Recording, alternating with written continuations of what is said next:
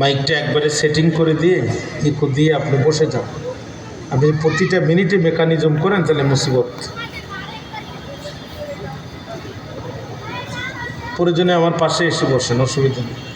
রাত্র গভীর, আপনি একবারে সেটিং করে দিয়ে চুপ করে বসে পড়েন।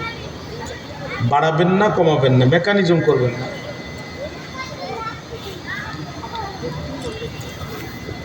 বিশেষ অতিথি জনাব দেওয়ান মোহাম্মদ মঈনুদ্দিন বিপ্লব সাহেব।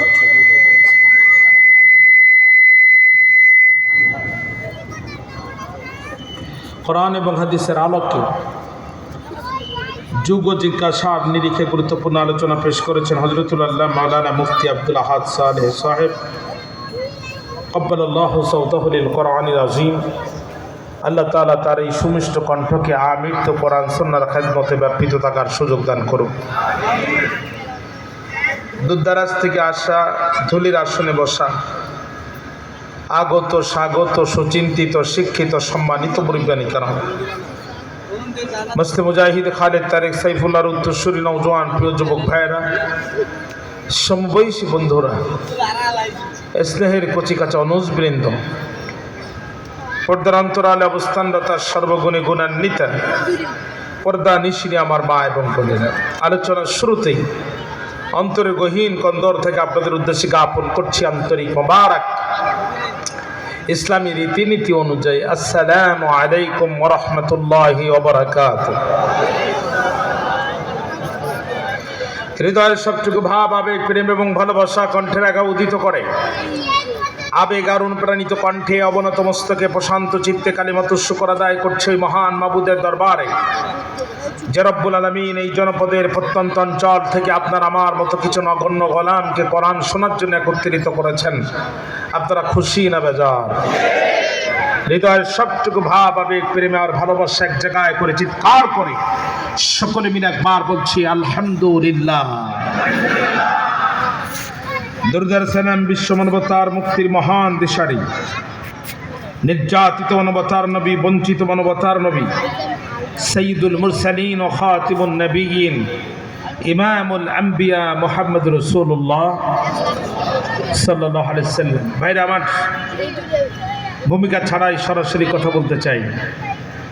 আজকের এই মাহফিল করার জন্য তো কোনো অনুমতির প্রয়োজন হয় নাই, নাকি হয়েছে? বিনা অনুমতিতে উন্মুক্ত ভাবে আল্লাহ তাআলা আমাদেরকে কোরআনে আলোচনা করার এবং শোনার সুযোগ দান করেছেন। এই মাহফিল যদি 6 মাস আগে করতেন তাহলে বুঝতেন ঠেলার নাম কাকে বলে, ঠিক না? চেয়ারম্যান অনুমতি দেয় তো মেম্বার বন্ধ করে, মেম্বার অনুমতি দেয় তো এমপি বন্ধ করে, এমপি অনুমতি দেয় তো মন্ত্রী বন্ধ করে, মন্ত্রী অনুমতি দেয় এলাকার লোকাল গোয়েন্দায় পিন মারে, ঠিক না? কোরআনের সাথে গাদ্দারি করেছে, আলেমদের সাথে গাদ্দারি করেছে, চোর আর ডাকাতের মতো এক কাপড়ে পিছনের দরজা দিয়ে পালাতে বাধ্য হয়েছে। এতদিন শুনতাম পিছনের দরজা দিয়ে চোর পালায়, ডাকাত পালায়, কোন রাষ্ট্রনায়ক পিছনের দরজা দিয়ে পালায়, এটা পৃথিবীর ইতিহাসের প্রথম ঘটনা। পালানোর সময় বলতেছে আমার একটা শাড়ির দরকার ছিল, বলছি ম্যাডাম হাতে সময় নেই। তাহলে একটু বক্তব্য দিতাম। সে ক্যামেরাম্যান পালাইছে বহুত আগে। তাহলে বাবার কবরটা জিয়ারত করতাম, ওইখানে গেলে ওখানেই শুয়ে পড়া লাগবে না। কেন আমার নিরাপত্তা পুরোহিতরা কোথায়? ওরা কাপড় চোপড় খুলে ফেলেছে, মানুষের মাঝে মিশে গেছে। তো রাগ করে বলছে এখন কি করব বলে দাও। অফিসাররা বলতেছে পিছনের দরজা দিয়ে বেরিয়ে যাও, যাদের দালালি করেছো তাদের দেশে চলে যাও। 20 বছর আগে মুফাসসির কোরআন আল্লামা দেলাওয়ার হোসেন সাঈদী রাহিমাহুল্লাহ অত্যন্ত স্পষ্ট ভাষায় দায়িত্বহীন কণ্ঠে বলেছিলেন, টুপি আর দাড়ি পড়লে রাজাকার বলে গালিগালাজ করো, ইসলামী তাহজিব তামদ্দুনের পক্ষে স্লোগান তুললে মৌলবাদ বলে গালিগালাজ করো, ভুলে যেও না এদেশের মৌলবাদীরা যখন মূল শিকড় ধরে ঝাঁকি দিবে মামুর বাড়ি দিল্লি যেয়ে পড়বা। আল্লাহর ওলির 20 বছর আগের বক্তব্য 100 বাস্তবায়ন হয়েছে। আগারতলা এয়ারপোর্ট জায়গা দেয়নি, কলকাতা এয়ারপোর্ট জায়গা দেয়নি, 3.5 ঘন্টা হেলিকপ্টার আকাশে উড়েছে, শেষ পর্যন্ত দিল্লিতে জায়গা হয়েছে।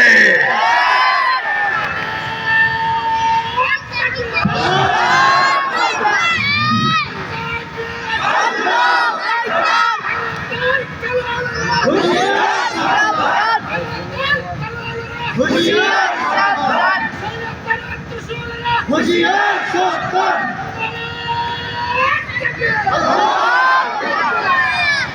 বিপ্লবে কোনো বামপন্থী রক্ত দেয়নি, কোনো নাস্তিক রক্ত দেয়নি, কোনো শাহবাগী রক্ত দেয়নি।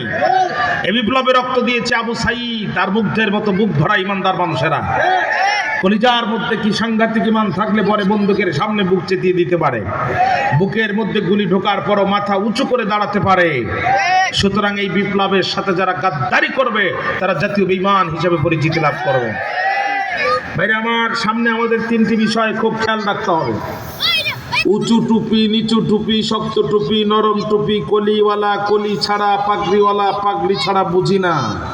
সব আলেমদেরকে এক মঞ্চে উঠতে হবে, হাতে হাত ধরতে হবে, ইসলামের পক্ষে একই মঞ্চে দাঁড়াতে হবে।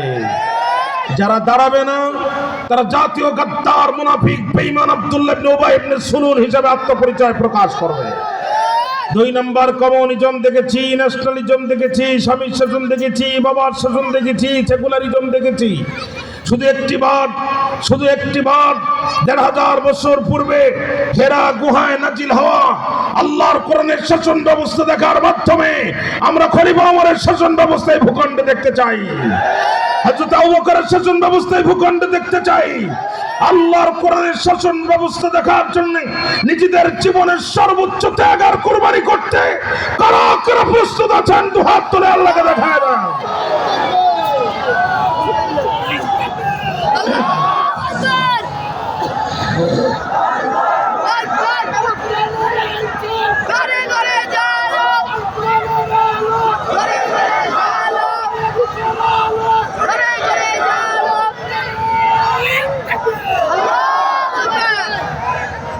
আল্লাহর কোরআনের সমাজ ব্যবস্থা চাই, এই কথা বললে যার মুখ অন্ধকার হয় ওর কলিজায় ঈমানের বালাই নাই। কথা কি বুঝতে পেরেছেন? আমরা শত জুলুম আর নির্যাতনের পরও অতীতেই আপনাদেরকে কোরআনের পথের দিকে ডেকেছি, বর্তমানও ডাকছি, ভবিষ্যতেও ডাকবো। তাতে যদি হাত যায় যাবে, পা যায় যাবে, কল্লা যায় যাবে, কিন্তু আল্লাহর জমিনে আল্লাহর কোরআনের কথা বলার, কোরআন প্রতিষ্ঠা করার স্লোগান থেকে 1 ইঞ্চি পরিমাণ আমরা দূরে সরে যাব না। ভাইরা আমার, যে আল্লাহ তাআলা উন্মুক্তভাবে আমাদেরকে এখানে বসার সুযোগ দিলেন, ওই আল্লাহর দরবারে আরো একবার কালিমাতে শুকর আদায় করছি, বলছি আলহামদুলিল্লাহ। আমি বেশি ভূমিকায় সময় নষ্ট করব না। তেলাওয়াত করেছি কোরআনুল কারীমের 18 নম্বর সূরা 15 নম্বর পারা, সূরাতুল কাহফের 9 থেকে 13 নম্বর আয়াতে কারিমা। তেলাওয়াত কিন্তু আয়াতে কারিমার অন্তর্নিহিত বক্তব্যকে সামনে রেখে আমি কথা শুরু করার নিয়ত করছি। আল্লাহ তাআলা আমার জবান এবং কণ্ঠকে আপনাদের খেদমতে কবুল করুক। সূরার নাম সূরাতুল কাহফ। কাহফ শব্দের অর্থ হচ্ছে গারুন ফিল জাবাল, পাহাড়ের গুহা। আজ থেকে 6000 বছর পূর্বে বর্তমান জর্ডানের রাজধানী আম্মান শহর থেকে আনুমানিক 60 কিলোমিটার দক্ষিণ পূর্বে ইবনে আব্বাস রাদিয়াল্লাহু তাআলা আনহুর বর্ণনা অনুযায়ী হাইজুব নামক পাহাড়ের, বানজালুস নামক পাহাড়ের হাইজুব নামক গুহায় কিছু সংখ্যক ইমানদারদের উপরে এক ঐতিহাসিক, মর্মান্তিক, হৃদয় বিদারক, নিষ্ঠুর, করুণ ঘটনার অবতারণা ঘটেছিল, যার বর্ণনা সূরাটির মধ্যে এসেছে। এজন্যে সূরাটিকে বলা হয় সূরাতুল কাহফ, পাহাড়ের গুহার সূরা। সূরাটির মধ্যে আয়াত সংখ্যা 110, রুকু সংখ্যা 12। গোটা পৃথিবীর সমস্ত মুফাসসিররা এই বিষয়ে একমত যে সূরাটি নাজিল হয়েছিল মক্কায়, অতএব সূরাতুল কাহফ একটি মাক্কি সূরা। 2 নম্বর পয়েন্ট হচ্ছে আল মুনাসাবাতু বাইনা সূরাতাইন, তেলাওয়াতকৃত সূরার সাথে পূর্ববর্তী সূরার সম্পর্ক কি? তাফসীরের অত্যন্ত গুরুত্বপূর্ণ পয়েন্ট এইটি। ভাইরা আমার, পূর্ববর্তী সূরার নাম হচ্ছে সূরা বানী ইসরাঈল, আমরা তেলাওয়াত করছি সূরাতুল কাহফ। প্রশ্ন হচ্ছে এই 2টি সূরাকে কেন আল্লাহ তাআলা পাশাপাশি দিলেন? তারতিবুস সূরা, সূরাগুলোর যে সিরিয়াল, সূরাতুল ফাতিহার পরে সূরাতুল বাকারা, এই সিরিয়াল নবীজি সাহাবায়ে কেরাম করেন নাই, আল্লাহ রাসূল নিজেও করেন নাই। এই সিরিয়াল করে দিয়েছেন যিনি, চিৎকার করে বলেন কে তিনি? পূর্ববর্তী সূরার নাম হচ্ছে সূরা বনী ইসরাঈল, আমরা তেলাওয়াত করেছি সূরাতুল কাহফ। প্রশ্ন হচ্ছে 2টি সূরা কেন পাশাপাশি আসলো? মুফাসসিরে কেরামগণ অনেকগুলো সম্পর্ক বের করেছেন, কিন্তু ঘড়ির দিকে তাকিয়ে আমি আমার আলোচনাকে অত্যন্ত সারগর্ভ করার স্বার্থে, খুব সংক্ষেপ করার স্বার্থে 2টি সম্পর্ক আপনাদের সামনে পেশ করছি। বলেন তো, 5 ওয়াক্ত নামাজের পরে আমরা 33 বার কি বলি? এরপর 33 বার পূর্ববর্তী সূরা বানী ইসরাইল শুরু হয়েছে সুবহান শব্দ দিয়ে, আর তার পরবর্তী সূরা সূরা কাহাফ শুরু হয়েছে আলহামদু শব্দ দিয়ে। এই জন্য দুইটি সূরা আল্লাহ তাআলা পাশাপাশি দিয়ে দিয়েছেন। 2 নম্বর কাফেররা রাসূলের কাছে প্রশ্ন করেছিল 3টা। জোরে বলেন কয়টা? 3টা। 1 নম্বর রূহ কি এবং তার তাৎপর্য কি। 2 নম্বর সেই বিস্ময়কর এবং বিস্ময়কর যুবক কারা যাদের ঘটনা অত্যন্ত অত্যন্ত অত্যন্ত বিস্ময়কর। 3 নম্বর সেই মহান ব্যক্তি কে যিনি মিনাল মাশরিক ইলাল মাগরিব পূর্ব থেকে পশ্চিম পর্যন্ত পরিভ্রমণ করেছেন। প্রথম প্রশ্নের জবাব ইয়াসআলুনাকা আনির রূহ, এই প্রশ্নের জবাব দিয়েছেন আল্লাহ তাআলা পূর্ববর্তী সূরা বানী ইসরাইলের মধ্যে। বাকি 2টি প্রশ্নের জবাব দিয়েছেন আল্লাহ তাআলা সূরাতুল কাহাফের মধ্যে, যার কারণে 2টি সূরা পাশাপাশি এসেছে। চিৎকার মেরে কোন আল্লাহু আকবার। 3 নম্বর হচ্ছে ফজিলাতু সূরাতুল কাহাফ। সূরা কাহাফ যে আমরা তেলাওয়াত করব আমাদের কি লাভ হবে, আমি খুব সংক্ষেপে 2টা হাদিস বলছি। আখিরি জামানার নবীর উম্মতের জন্য সবচেয়ে ভয়ঙ্কর ফিতনার নাম হচ্ছে দাজ্জালের ফিতনা। রাসূল হাদিসে বলছেন দাজ্জাল লোকটি খাটো হবে, এক চোখ তার অন্ধ হবে, ডান হাতে জান্নাত দেখাবে, বাম হাতে জাহান্নাম দেখাবে। পৃথিবীর সমস্ত শিল্পী গান গায় নাক 2 কণ্ঠের স্কেল দিয়ে। দাজ্জালের কণ্ঠের সর্বনিম্ন স্কেল হবে নাক 6।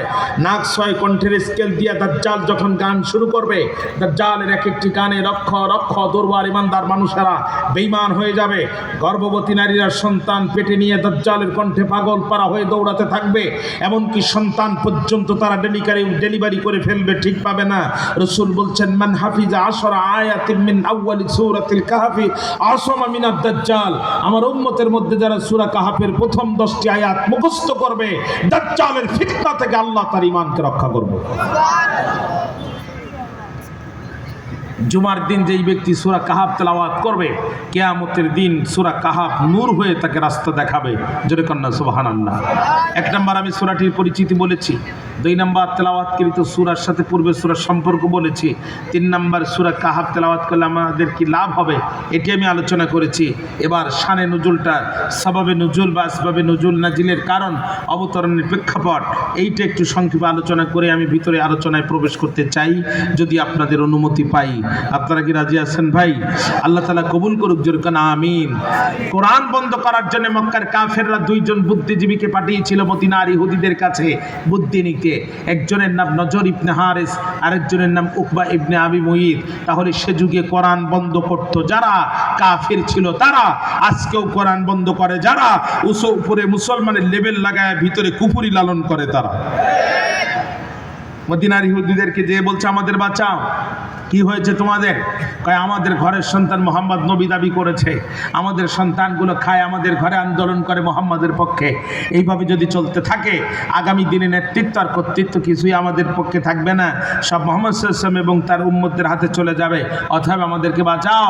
মদিনার ইহুদিরা বলতে শোনো, সে যদি আল্লাহর নবী হয় আমরা শুধু মদিনার ইহুদি না গোটা পৃথিবীর ইহুদি মিলে তাবিজ বানায় গলায় ঝুলাইলেও লাভ হবে না, তবে আমরা 3টা ট্যাবলেট দিচ্ছি, এই 3টা ক্যাপসুল বা ট্যাবলেট প্রয়োগ করে দেখো সে আল্লাহর নবী কি নবী না। তাকে প্রশ্ন করো রূহ কি এবং তার তাৎপর্য কি, তাকে প্রশ্ন করো সেই বিস্ময়কর যুবক কারা যাদের ঘটনা অত্যন্ত বিস্ময়কর, তাকে প্রশ্ন করো সেই মহান ব্যক্তিকে যিনি মিনাল মাশরিক ইলাল মাগরিব পূর্ব থেকে পশ্চিম পর্যন্ত পরিভ্রমণ করেছেন। ওরা এসে আল্লাহ রাসূলকে যখন 3টি প্রশ্ন করলেন, আল্লাহ রাসূল বললেন তোমাদের প্রশ্নের জবাব আগামীকাল দেব। ঘটনাবশত তিনি ইনশাআল্লাহ বলতে ভুলে গিয়েছিলেন। উলুমুল কোরআন, কোরআনের সায়েন্স দাঁড়িয়ে আছে 2টা কিতাবের উপরে। 1 নম্বর আল বুরহান ফি উলুমিল কোরআন লিমাম জারকাশি রহমাতুল্লাহ আলাইহি, 2 নম্বর আল ইতকান ফি উলুমিল কোরআন লি হাফিজ জালালউদ্দিন সুয়ুতি রহমাতুল্লাহ আলাইহি। হাফিজ জালালউদ্দিন সুয়ুতি আল ইতকানের ভিতরে বলেন আল্লাহ রাসূল ইনশাআল্লাহ বলতে ভুলে যাওয়ার কারণে নবীজির উপরে একটানা 15 দিন ওহী নাজিল হওয়া বন্ধ ছিল। কাফেররা প্রত্যেক দিন আসে আল্লাহ রাসূলের কাছে, আল্লাহ রাসূল জবাব দেয় না, কাফেররা ফিরে যায়। এই সুযোগে তারা ভিত্তিহীন অবান্তর কথা ছড়াতে লাগলো। 3 প্রশ্নের জবাব দিতে যদি 15 দিন লাগে, বাকি প্রশ্নের জবাব কবে দেবে? আব্দুল্লাহর বেটা মোহাম্মদ নবী দাবি করেছে। নবী কি এত সহজ কথা? আল্লাহ ডাক দিয়ে কয় জিবরাইল আর করিস না দেরি, মক্কার কাফেররা আমার রাসূলকে প্রশ্ন করে অপমান করতে চায়, আমি আমার নবীর পক্ষে মক্কার কাফেরদের প্রশ্নের জবাব আসমান থেকে নাজিল করতে চাই। আর জোরে বলেন না কেন? ঘুম আসতেছে আপনাদের। জিবরিল আমিন চলে আসলেন, সূরা কাহাফ নাজিল হয়ে গেল। দেশের নাম জর্দান, বাদশার নাম দাকিয়ানুস। বৈশিষ্ট্যতা তিনটা: 1 নাম্বার জালেম, 2 নাম্বার নিষ্ঠুর, 3 নাম্বার মূর্তি পূজক। পৃথিবীর যত সেরা শাসক আছে এদের চরিত্র বিশ্লেষণ করলে এই 3টা জিনিস পাবেন। 1 নাম্বার তারা চূড়ান্ত জালেম হয়, 2 নাম্বার তারা খুব খুব নিষ্ঠুর হয়, 3 নাম্বার তারা আল্লাহকে মানতে চায় না, স্বেচ্ছাচারিতায় করে জীবন কাটায়, তারা মূর্তি পূজক হয় অধিকাংশ। বর্তমান আমাদের দেশ থেকে পিছনের দরজা দিয়া সম্প্রতি যিনি পালায়ন করেছেন উনিও দাকিয়ানুস, তবে লেডিস ভার্সন। কি ভার্সন? মাল একই কিন্তু মডেল ভিন্ন, মাল একই মডেল ভিন্ন। ভাইরা আমার, 1 নাম্বার কত বড় জালেম হলে পরে ফেরাউন মুসা আলাইহিস সালামের জন্ম হতে দেবে না, ছোট ছোট মাসুম বাচ্চাগুলোকে হত্যা করতে পারে। কথা বলেন না কেন? কি জাতের জালেম হলে পরে নমরুদ জীবন্ত পয়গম্বর ইব্রাহিম আলাইহিস সালামকে অগ্নিকাণ্ডের উপরে নিক্ষেপ করার নির্দেশ দিতে পারে? কি জাতের জালেম হলে পরে স্বৈরাচার নিজের দেশের মানুষের ট্যাক্সের টাকা দিয়ে কেনা বন্দুক আর হেলিকপ্টার ব্যবহার করে ক্ষমতা কুক্ষিগত করার জন্য উপরে উঠে গুলি করে ছোট মাসুম বাচ্চা পর্যন্ত হত্যা করতে পারে? মাইকের আওয়াজ আর একটু বাড়ান। আমার পরে কি আর কোনো বক্তা আছে? যা আছে সব দেন। সাউন্ড নাই, তাই না? কার জন্য রাখছেন এইগুলা? দিয়ে দেন। টুকির পণতা করেন কেন ভাই? আমার কথার দিকে মনে হয় আপনাদের মনোযোগ নাই। আমার কথা বুঝতে কষ্ট হয়। 1 নাম্বার জালেম, 2 নাম্বার নিষ্ঠুর, 3 নাম্বার মূর্তি পূজক। দেশের মানুষ একটা পোলট্রি মুরগির ডিম 16 টাকা কিনে খায়, আর স্বৈরাচার 300 কোটি টাকা দিয়া বাবার মূর্তির মুরাল বানায়। টাকার মধ্যে মূর্তি, পয়সার মধ্যে মূর্তি, 3 রাস্তার মোড়ে মূর্তি, 4 রাস্তার মোড়ে মূর্তি, স্কুলের সামনে মূর্তি, কলেজের সামনে মূর্তি, বিশ্ববিদ্যালয়ের সামনে মূর্তি, সব জায়গায় মূর্তি নির্মাণ করে যারা ফেরাউন আর নমরুদের প্রজাতটা, তারা ইসলামের চূড়ান্ত দুশমন। ঠিক না? দাকিয়ানুস সারা দেশে রেড অ্যালার্ট জারি করলো, মার্শাল ল দিয়ে দিল, ডিক্রি জারি করলো, অর্ডিন্যান্স জারি করলো। সেটা কি? আমার দেশে থাকবে যারা মূর্তি পূজা করবে তারা, আমার দেশে থাকবে যারা মূর্তির পায়ে সিজদা দিবে তারা, আমার দেশে থাকবে যারা মূর্তিকে রব মানবে তারা, আর মূর্তিকে রব মানবে না যারা, 2 ভাগে ভাগ হবে তারা। 1 ভাগ যাবে ক্রস ফায়ারে, আর 1 ভাগ যাবে আয়না ঘরে।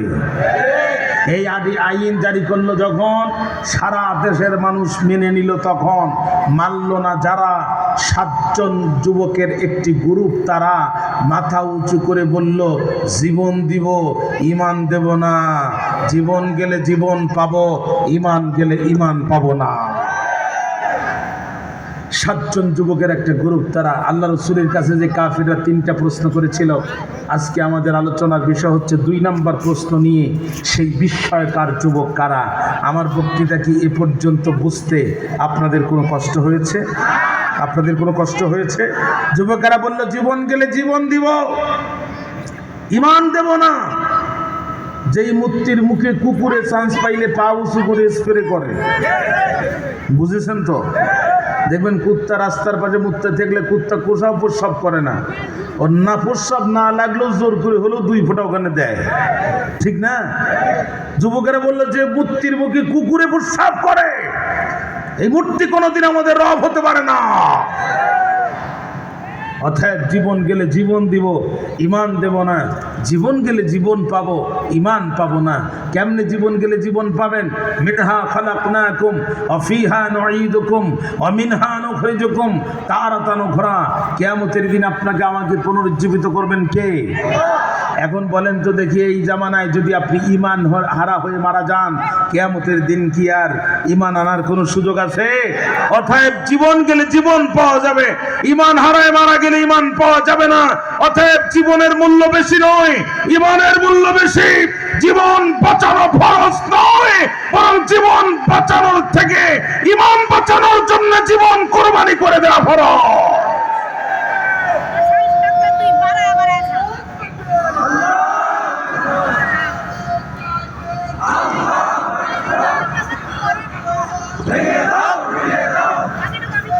আমার ভাইরা, আপনারা যে তাকবীর দিচ্ছেন, এটা 5 আগস্টের আগের আওয়াজ, এটা বর্তমান আওয়াজ দেন। আর পিছনে আমার যে ভাইরা বসে আছেন ওরা তো একবারে পেনশন পেয়েছে আজকে, কোনো রকম কথা না বললেও চলবে, ঠিক না? আমার দিকে তাকান, খুব বিরক্ত হচ্ছেন আপনারা? চলেন সামনে যাই। আল্লাহ কয়, নবী ওই যুবকদের সত্য ঘটনা এখন আমি আপনাকে সঠিকভাবে বর্ণনা করে শোনাচ্ছি, যেরকম না সুবহানাল্লাহ।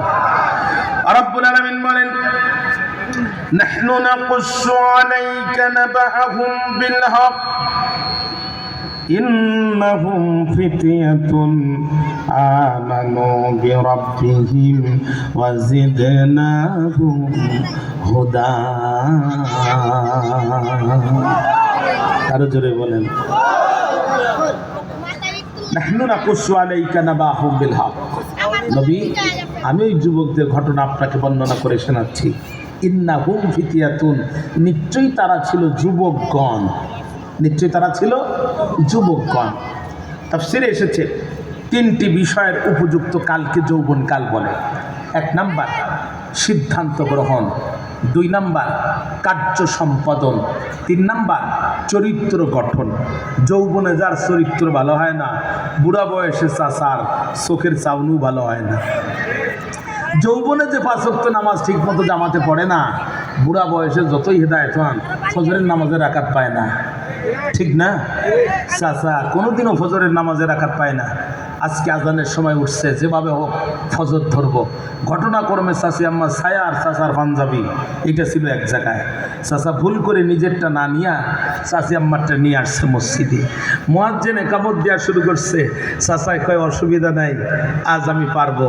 টিউবওয়েল চাপ দিয়া চাচা উজু করে চাচি আম্মা ছায়া মাথার ভিতরে ঢুকাইয়া হাত একবার ডাইন পাশে দেয়, একবার বাম পাশে দেয়, মাগার হাত খুঁজে পায় না। চাচা কষাকষি করে, হাত খুঁজে পায় না। প্রথম রাকাত শেষ, দ্বিতীয় রাকাত শেষ, বৈঠক শেষ, তাসবিহ তাহলিল শেষ। যুবক একটা বেরিয়ে দেখে চাচার মাথার ভিতরে বস্তা। আর চাচা কেন জানি কষাকষি করে। যুবক ডাক দিয়ে কয়, চাচা এমন করেন কেন?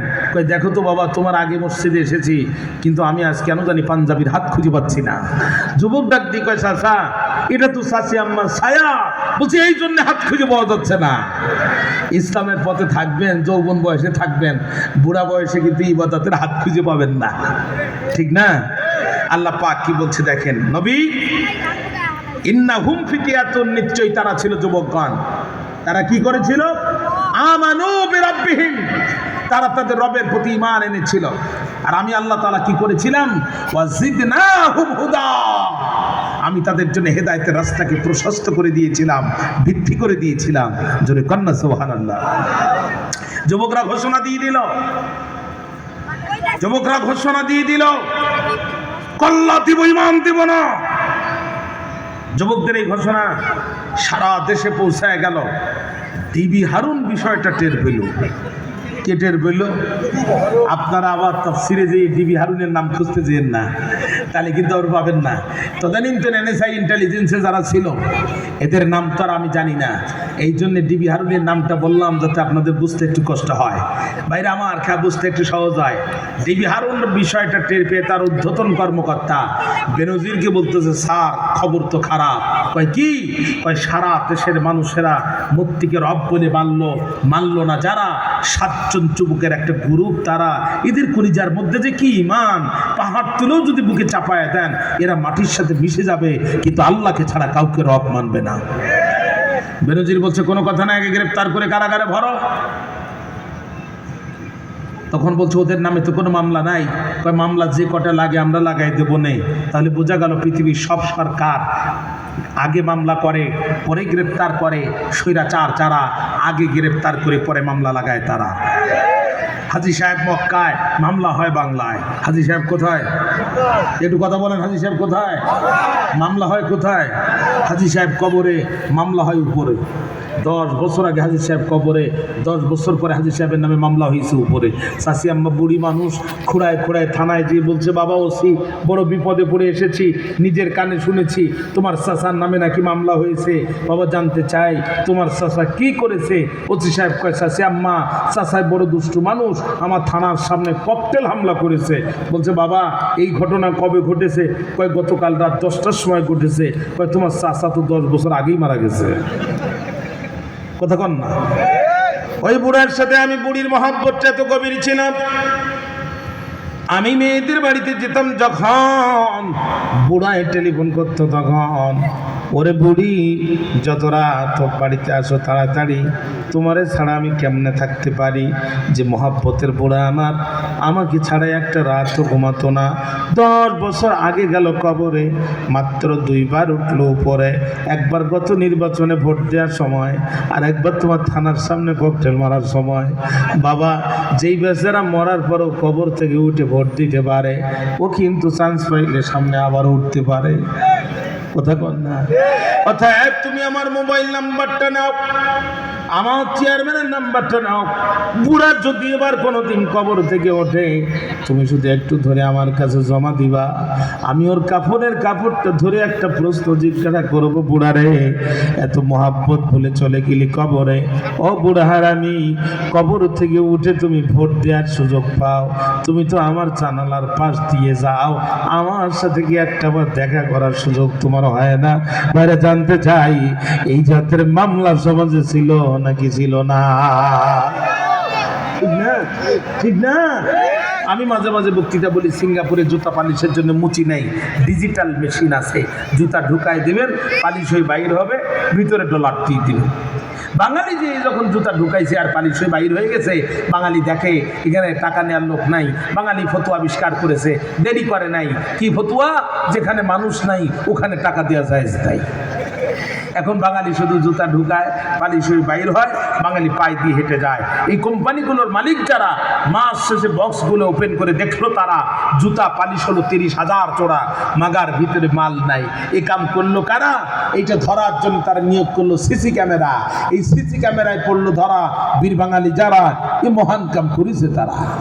ওরা পড়ে গেল বড় বেকায়দায় যে বাঙালি যতদিন এই দেশে আছে, ডিজিটাল পদ্ধতিতে জুতা পালিশের ব্যবসা সম্ভব নয়। আবার এত পরিমাণ বাঙালি যদি দেশে ডিপোর্ট পাঠাই, ফেরত পাঠাই, আমার দেশের কলকারখানাও চলবার নয়। ওরা বড় বেকায়দায় পড়ে ইঞ্জিনিয়ার, সফটওয়্যার ইঞ্জিনিয়ারদেরকে ডাক দিয়ে বলছে, বাবা বেতন তো নিবা, একটা উপকার কি করবা, এমন একটা সফটওয়্যার বানাও আর আমাদেরকে বাঁচাও, যাতে বাঙালিও থাকে, জুতা পালিশের ব্যবসাও চলে।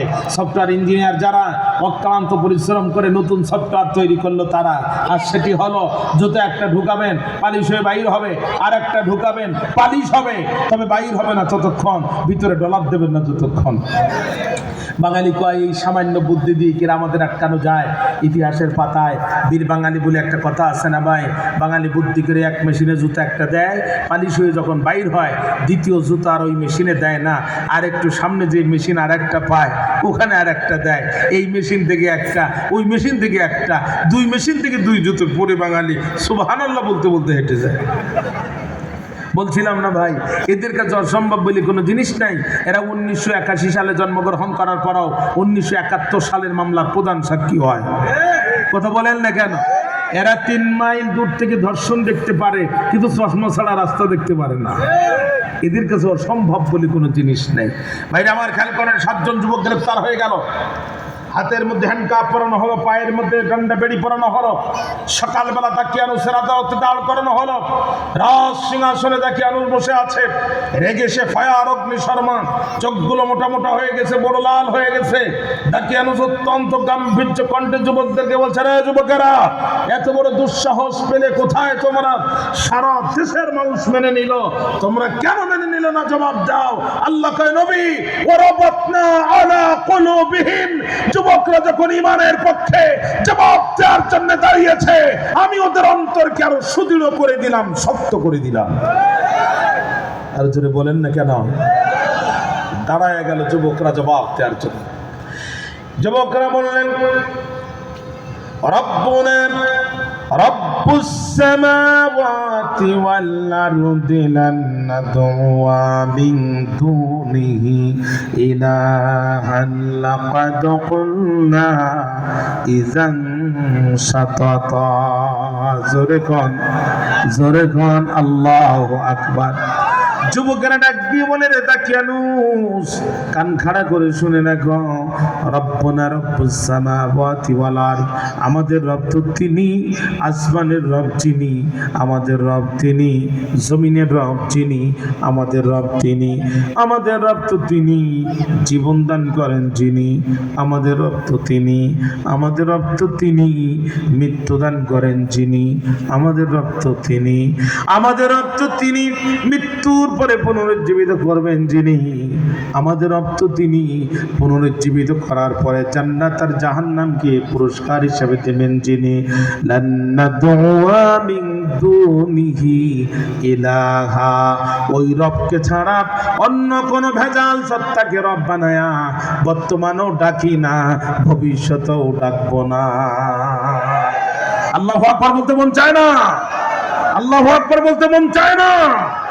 অন্য কোন ভেজাল সত্তাকে বর্তমানেও ডাকি না, ভবিষ্যতেও ডাকবো না।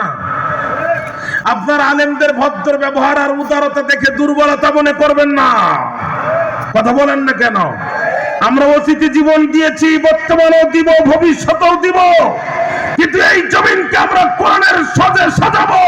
আল্লাহর কোরআনের আন্দোলন থেকে আমরা 1 ইঞ্চি পরিমাণ দূরে যাব না।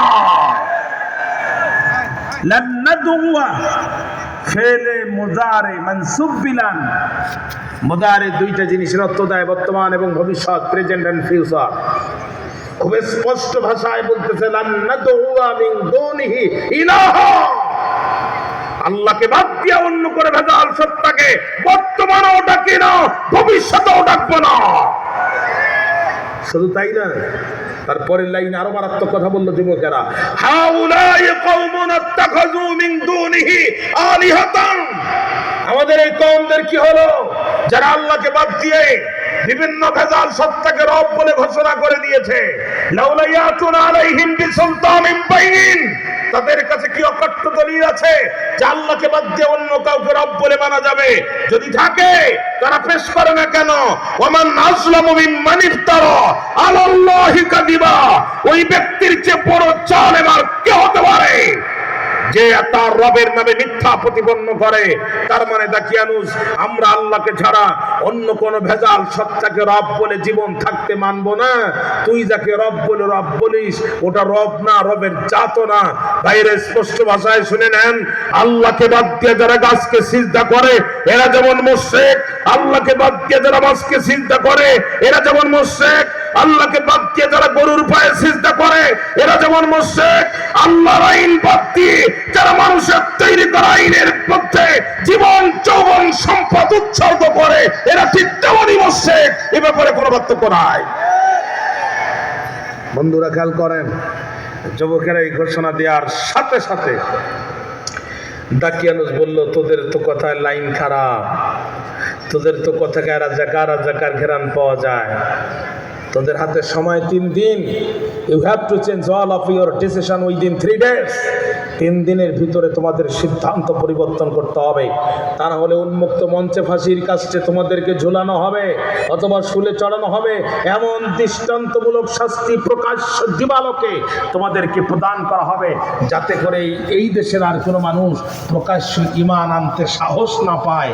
এই ঘোষণা যখন দিয়ে দিল, আমার ভাইরা 3 দিনের জন্য যুবকদেরকে ছেড়ে দিল। প্রথম দিন পার হয়ে গেল, দ্বিতীয় দিন পার হয়ে গেল, আগামীকাল সারেন্ডার করতে হবে।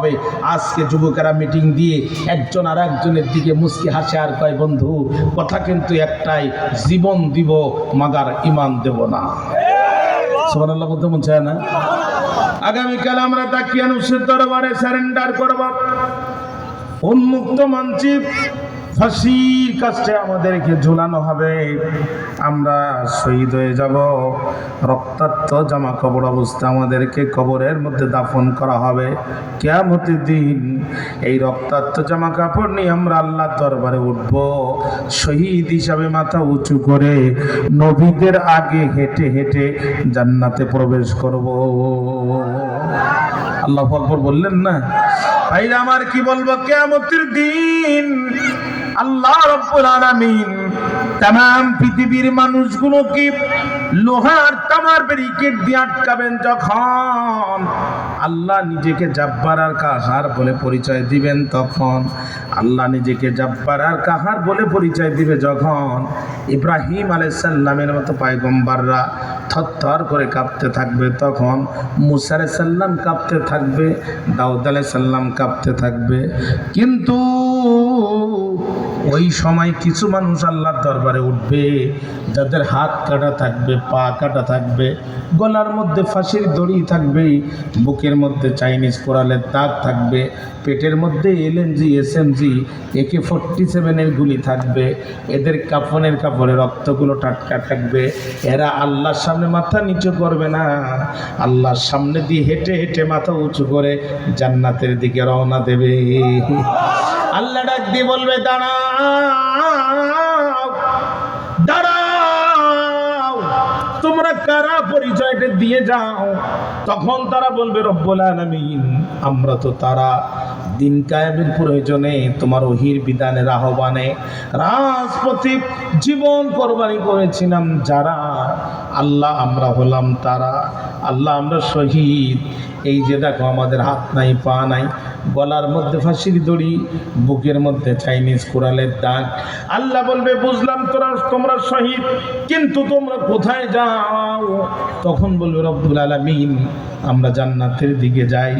আল্লাহ বলবে বান্দা, জান্নাতের দিকে তো তোমরা যাবা, জান্নাত তো তোমরা পাবা, কিন্তু আমার কাছে কি নতুন করে আর কিছু চাবা? তখন তারা বলবে আল্লাহ জান্নাতের পর তুমি আর কি দিবা? আল্লাহ বলবে চাও, যা পাও সব পাও। তখন তারা বলবে রব্বুল আলামিন, দিতে যদি চাও জীবনটা আর একবার ফিরায় দাও, দুনিয়ার জমিনে আর একবার যেতে চাই, তোমার উপরে আর একবার ঈমান এনে লড়াই করে শহীদ হয়ে মাথা উঁচু করে তোমার দরবারে ফিরে আসতে চাই। আল্লাহ তখন ডাক দিয়ে বলবে বান্দারে, আল্লাহ ডাক দিয়ে বলবে বান্দারে, এত নির্মম ভাবে শহীদ করলো, তোদের ফাঁসির কাস্টে ঝুলানোর পরও বাতিলের কলিজা ঠান্ডা হয় নাই। 1 ঘন্টা পর্যন্ত তোদের লাশ, 1 ঘন্টা পর্যন্ত তোদের লাশ গাছের মধ্যে ঝুলায় রেখেছে রে বান্দা। 1 ঘন্টা পর্যন্ত তোদের লাশ ফাঁসির দড়িতে ঝুলায় রেখেছে, এরপরও কেন তোরা সেই শাহাদাতের মৃত্যু আবার চাস? তখন তারা ডাক দিয়ে বলবে রব্বুল আলামিন, শাহাদাতের মৃত্যু দেখতে কষ্ট লাগে কিন্তু বরণ করতে কষ্ট লাগে না। একটা পিঁপড়া কামড়ালে যত না কম কষ্ট হয়, তার চেয়ে অধিক কম কষ্টে শহীদ মালাকুল মউত আমাদের জীবনটা কেড়ে নিল, রক্তাক্ত অবস্থায় আমাদের মাটির মধ্যে রাখা হলো। আল্লাহ যে দেখো এখন আমাদের কাফনের কাপড়ে টাটকা রক্ত লেগে আছে, দুনিয়ার কবরের মাটি আমাদের সাথে বেয়াদবি করলো না, আমরা মাথা উঁচু করে তোমার দরবারে ফিরে এসেছি। ও রব্বে কারীম, সত্যি যদি দিতে চাও বারবার জীবনটা ফিরায় দাও, দুনিয়ার জমিনে যেতে চাই, তোমার কোরআনের জন্য লড়াই করে বারবার তোমার দরবারে শহীদ হয়ে ফিরে আসতে চাই। চিৎকার দিয়ে একবার বলা যাবে কি আল্লাহু আকবার? এই শাহাদাতের মৃত্যু আমরা চাই না প্রিয় ভাইরা?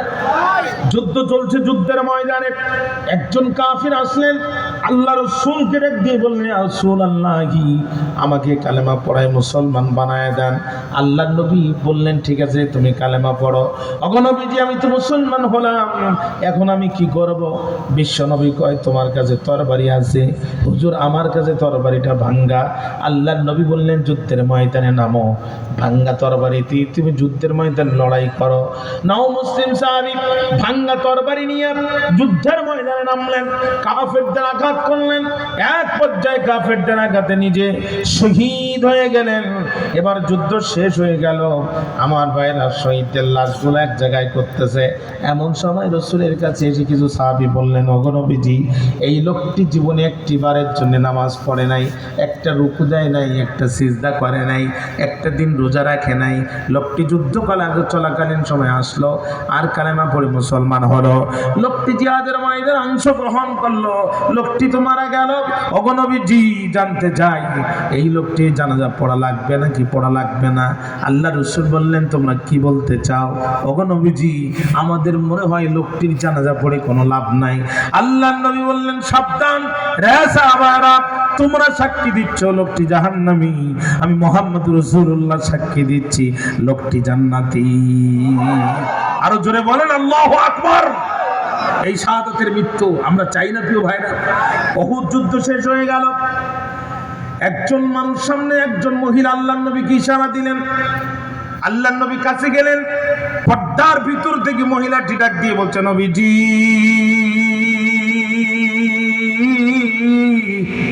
আমি আপনার চাচি আম্মা, আপনার চাচা হানজালা গত রাত্রে আমাকে বাসর সজ্জায় নিয়েছে। ও নবী, হানজালা আমার সাথে মেলামেশা করেছে। হানজালা যখন জিয়াদের ময়দানে ডাক শুনেছে তখন সে জুনুব অবস্থায় ছিল, তার উপরে গোসল করা ফরজ ছিল। নবী জানতে চাই হানজালাকে দাফনের পূর্বে আমি শুনেছি হানজালা শহীদ হয়ে গেছে। অভিযোগ করার জন্য আসি নাই, অনুযোগ করার জন্য আসি নাই রে নবীজি, জানতে এসেছি হানজালাকে কি গোসল করায় দাফন করবেন নাকি গোসল না করাই দাফন করবেন? আল্লাহ রাসূল চুপ থাকলেন, মুস্কি হেসে দিয়ে ডাক দিয়ে বলে চাচি আম্মা আমি নবী, আপনি নবী না, আমি যা দেখি আপনি তা দেখেন না। আমার চাচা হানজালার শাহাদাতে আল্লাহ রাব্বুল আলামিন এত বেশি পরিমাণ খুশি হয়ে গিয়েছে, জান্নাতি ফেরেশতার জান্নাতি পানি দিয়ে আমার চাচাকে আল্লাহ গোসলের ব্যবস্থা করিয়েছে। আল্লাহু আকবার বললেন না? এই শাহাদাতের মৃত্যু আমরা চাই না।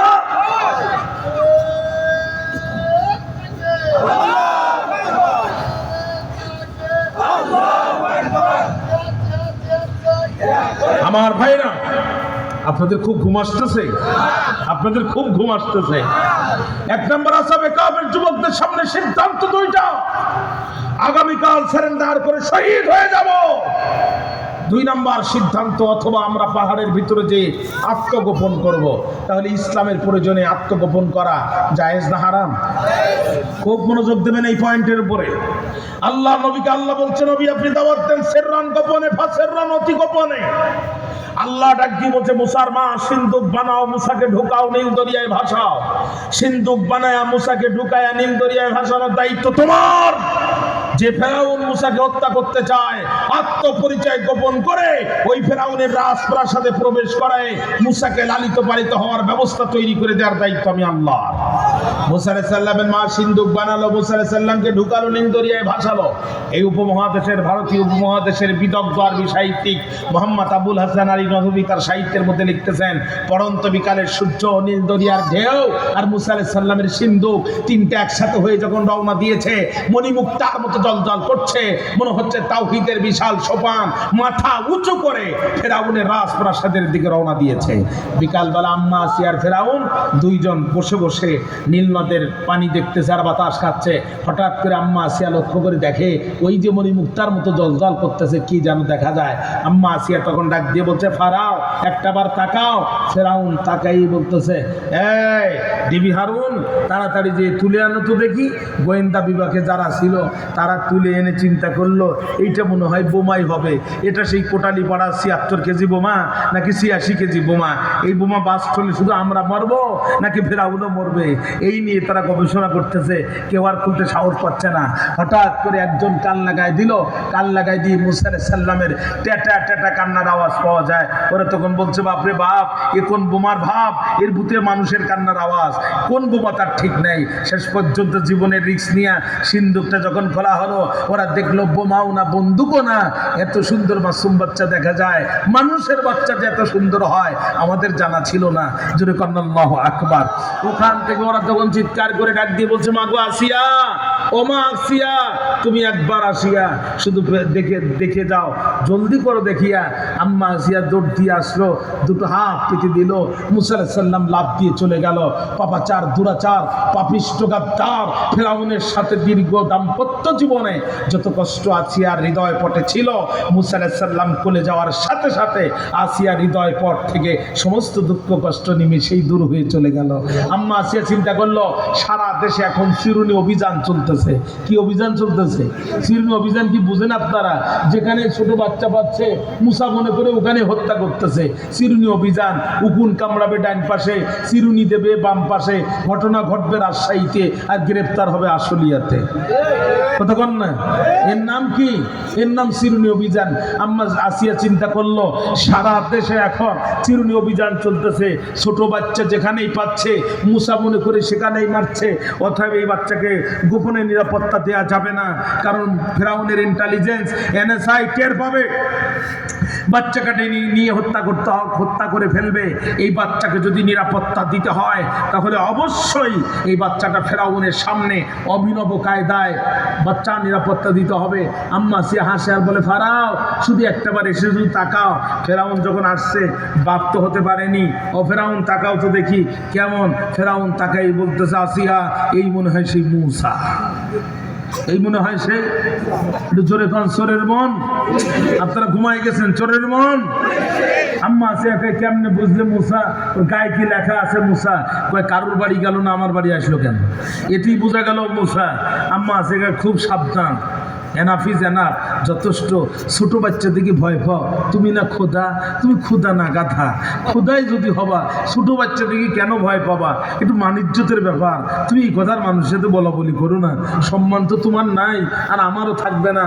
ফেরাউন কথা কান খাড়া করে শুনে রাখো, যেহেতু তুমি বাবা হতে পারোনি, আমিও মা হতে পারিনি। এই বাচ্চা আমার এখানে আসছে, আমি বাচ্চাটা লালন পালন করব। এই বাচ্চা আর যদি চোখ তুলে তাকাও, তোমার সাথে সংসার করার গোষ্ঠী মারি, তোমার সাথে সংসার করতাম না। আর ওই যে ক্যান্টনমেন্ট দেখতেছ, সেনাবাহিনী কিন্তু সব তোমার না। তুমি প্রেসিডেন্ট আর আমি তোমার বউ। আমার জীবনের নিরাপত্তার জন্য গোপনে মাল আমি ঢুকায় রেখেছি। 20টা ব্রিগেডিয়ার জেনারেল আমার আছে, 50টা ক্যাপ্টেন আমার আছে, 2000 সেকেন্ড লেফটেন্যান্ট আমার আছে, 5000 সৈনিক আমার আছে। বেশি ঘাটতার আমি করব, সর্বপ্রথম বিদ্রোহ তোমার ক্যান্টনমেন্ট থেকে শুরু হয়ে যাবে। ফেরাউন বলছে, আজকে বলিস কি? বলে, হ্যাঁ কথা তাই। বাচ্চার দিকে তাকাতে পারবা না, বাচ্চাকে তো মারতে চাও, একটু তাকে বলো তো দেখি বাচ্চাটা কেমন। ফেরাউন আর একবার তাকিয়ে বলছে, আসিয়া সত্যি কথা বলতে কি আমার চোখ ঠান্ডা হয়ে গেছে। ফেরাউনের কথা শুনে আম্মা আসিয়া সেদিন যে মন্তব্য করেছিলেন, আসিয়ার মুখের কথাকে আল্লাহ তাআলা কোরআনের আয়াত বানায় দিয়েছে। সূরাতুল কাসাস খোলেন, আল্লাহ বলছে, কুররাতু আইনুন লি ওয়া লাকা, আমার চোখ ঠান্ডা, তোর চোখ ঠান্ডা। লা তাকতুলুহু, এই বাচ্চাকে করতে পারবি না তুই হত্যা। ফেরাউন ডাক দিয়ে বলছে, আসিয়া, আসিয়া ডাক দিয়ে বলছে, ফেরাউন যেহেতু তোমার চোখ ঠান্ডা, আমার চোখ ঠান্ডা, এই বাচ্চার উপরে চালাতে পারবে না তোমার নির্যাতনের ডান্ডা। আসিয়া বলতেছে, আসিয়াই যখন এই কথা বললো, ফেরাউন বলতেছে, ঠিক আছে আমি মেনে নিলাম। আল্লাহ কয়, মুসার চেহারা ভালো করে দিয়া এমন ইশারা দিয়ে দিয়েছি, এখন ফেরাউনও খুশি, আসিয়াও খুশি। বুঝতে পারলো না আত্মপরিচয় গোপন করে আমি ওখানে কাকে ঢুকিয়েছি। ভাইরা, আল্লাহ যদি মুসা আলাইহিস সালামের আত্মপরিচয় গোপন করে ফেরাউনের দরবারে ঢুকাতে পারে, আমার যুবকেরা কেন আত্মপরিচয় গোপন করে বিশ্ববিদ্যালয়ে কোরআনের দাওয়াত দিতে পারবে না? মুরব্বী খুব সাবধান, খুব সাবধান। নিশ্চিত পরাধীনতার হাত থেকে আপনি মুক্তি পেয়েছেন আমার যুবকের রক্তের বিনিময়ে। কথা কেন বলেন না? কথা কেন বলেন না? ভাইরা আমার, খেয়াল করেন, খেয়াল করেন। বিশ্বজিতের কথা আপনারা ভুলে গিয়েছেন। ছোট ছোট দাড়ি হয়ে গিয়েছিল, কর্মচারী মানুষ কাটতে পারেনি। চাপাতির কোপ যখন পিছন দিকতে দিচ্ছে, তখন ও বলতেছে, ভাই মারিস কেন? তুই অমুক দলের লোক। ধুর, আমি মুসলমানই না। বিশ্বাস না হয় আমার প্যান্ট খুলে দেখ। বিশ্বাস যদি না করিস আমার প্যান্ট খুলে দেখ, আমি মুসলমানই না। কয় না, তোর প্যান্ট খোলার সময় নেই, তোর মুখে দাড়ি, তার মানে তুই অমুক দলের লোক। যে যুগে মুখে একটু দাড়ি হিন্দু ছেলের বড় হয়ে গেলে চাপাতির আঘাত থেকে রক্ষা পায় না, ওই যুগে যদি আমার যুবক ইসলামের প্রয়োজনে নিজের জীবন বাঁচানোর স্বার্থে পরিচয় গোপন করে, মুরব্বী আপনার এত চুলকায় কেন বাবা? কথা কেন বলেন না? আম্মা আসিয়া কয় ফেরাউন তাহলে সিদ্ধান্ত কি হলো? ফেরাউন কাসিয়া তোর কথাই মানলাম, সন্তান থাক, তবে খেয়াল রাখিস ও যেন বড় হয়ে মুসা না হয়। বড় হয়ে কি না হয়? মুসা না হয়। আম্মা আসিয়া বলছে ঠিক আছে আমি খেয়াল রাখবো না, টেনশন করো না। ফেরাউন হাত তোকে বাড়িয়ে বলছে আসিয়া আমার কাছে একটু দাও। আম্মা আসিয়াকে কি করতে চাও? আদর করতে চাই। আম্মা আসিয়া মনে মনে কয় কাফেরের বাচ্চা কাফের, তোর কলিজায় আদর আছে? তোর কলিজায় যদি আদর থাকতো লাইট বন্ধ করে, ইন্টারনেট বন্ধ করে, পৃথিবী থেকে রাষ্ট্রটা বিচ্ছিন্ন করে যৌথ বাহিনী নামায় দিয়ে ছোট ছোট বাচ্চা মারতে পারতিস। কথা বলেন না, কথা বলেন না। তোর কলিজায় তো আদর নাই।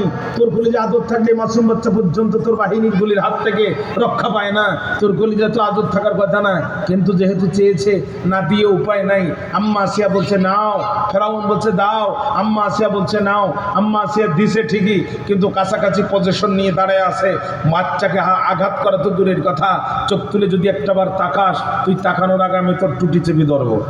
দিছে ঠিকই। ফেরাউন মুসা আলাইহিস সালামকে নিয়ে আদর করতেছে আর বলতেছে কোথায় তোমার বাড়ি, কোথায় তোমার ঘর, কোন মা তোমার ভাষায় দিল? আহারে নীল দরিয়ার পর, এই বলে যখন ঠোঁটে ঠোঁট দেবে, তেল আর পানি যেমন একসাথে মিশে না, সমুদ্রের লবণ পানি আর মিঠা পানি যেমন একসাথে মিশে না, পাহাড় আর আকাশ যেমন একসাথে মিশে না, বাতিল কোনদিন হকের মুখে মুখ রাখতে পারে না। মুসা আলাইহিস সালাম পকেট থেকে হাতে করে হাতটা বাহির করে টান টান করে এক থাবা দিয়ে বিশ্ব বাটপার, তুই না একটু আগে আমাকে রাজাকারের বাচ্চা বলে গালি দিলি, কতক্ষণ না? তুই না সারা দেশে আমার উপর হত্যাযজ্ঞ চালালি, এখন যখন বেকায়দা অবস্থা দেখেছিস তখন বলতেছিস গণভবনে 4 দরজা খোলা, আসবে যখন বসবো তখন বিশ্ব বাটপার। দিছে এক শটটা লাগার কথা ছিল মুসা আলাইহিস সালামের ফেরাউনের কান চোয়ালে, কিন্তু একটু মাথাটা নাড়ানোর কারণে লাগলো নাকের উপরে। মুসা আলাইহিস সালামের এক চড় বেঁকে গেল ফেরাউনের নাকের হাড়। ফেরাউন ওখান থেকে বলছে আসিয়া এতদিন খুঁজেছি যারে, সে এখন বাস করে আমার ঘরে। আম্মা আসিয়া কয় কারে খুঁজছ আর কে বাস করে? বলছে এই সেই মুসা। আম্মা আসিয়াকে কেমনে বুঝলা? ওই চট তো আর তুই খাইস নে। আপনারা বিরক্ত হচ্ছেন, আমি শেষ করে দিচ্ছি। চট তো আর তুই খাইস নাই, চড় খেয়েছে যে ঠেলা টের পেয়েছে সে। এ হুজুরদের রক্ত বড় তিতা রক্ত, আজ পর্যন্ত কোন হারামখোর এই রক্তে দাঁত বসায় বাড়ি ফিরে যেতে পারেনি। কথা বলেন না কেন? ফেরাউন দাঁত বসাইছে ডুবে মরেছে, নমরুদ দাঁত বসাইছে জুতা পিটা খেয়ে মরেছে, সেরাচার দাঁত বসাইছে চোর ডাকাতের মতো এক কাপড়ে পিছনের দরজা দিয়ে বানিয়েছে।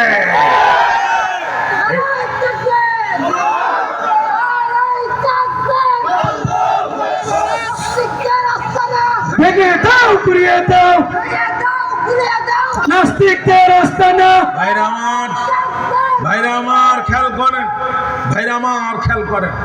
এবার আম্মা আসিয়া কয়, আম্মা আসিয়া কয় কি হলো? ভাই পিচ্চির এক চড়ে আমার নাকের হাড্ডি বেঁকে গেছে। নিজের ঘরের বউ হয়ে সত্যি কথা বল। If you don't believe please look at my nose. বিশ্বাস যদি না করিস আমার নাকের দিকে তাকা। আম্মা আসিয়া কয় কি হয়েছে? কয় আমার নাকের হাড্ডি বেঁকে গেছে। তুই আমার বউ হয়ে বলতো দেখি, গতকালও কি আমার নাকের হাড্ডি এমন বাঁকা ছিল? আম্মা আসিয়া কয় তুমি তো মানুষই বাঁকা, সারা জীবনই দেখতেছি তোমার নাক তো দূরের কথা, তুমি তো নিজেই বাঁকা। কয় না রে আসিয়া, এ বাচ্চাটা স্বাভাবিক, কিন্তু এর খাবার জন্য স্বাভাবিক। যে কটা ধার হয় তার গুড়া দেখলে বোঝা যায়, যে বিড়াল শিকারী হয় তার গোপ দেখলে আন্দাজ করা যায়। এই আত্মপরিচয় গোপন করে আমার দরবারে ঢুকেছে, আমার রাজপ্রাসাদের সমস্ত সুযোগ সুবিধা নিয়ে বড় হবে, আর বড় হয়ে আমার প্রজাদের ভিতরে গোপনে দাওয়াতি কাজ করে হঠাৎ করে রাস্তা বন্ধ করে ডাক দিয়ে বলবে ইনিল হুকমু ইল্লা লিল্লাহ আলা লাহুল খালকু ওয়াল আমর। সৃষ্টি যার, আইন চলবে তা। আম্মা আছে,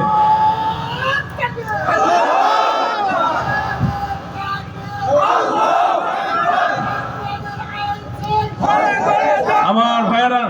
আম্মা আসিয়া তখন ডাক দিয়ে বলতেছে ফেরাউন তুমি যতই তালবাহানা করো না কেন, রাস্তা কিন্তু দুইটা খোলা।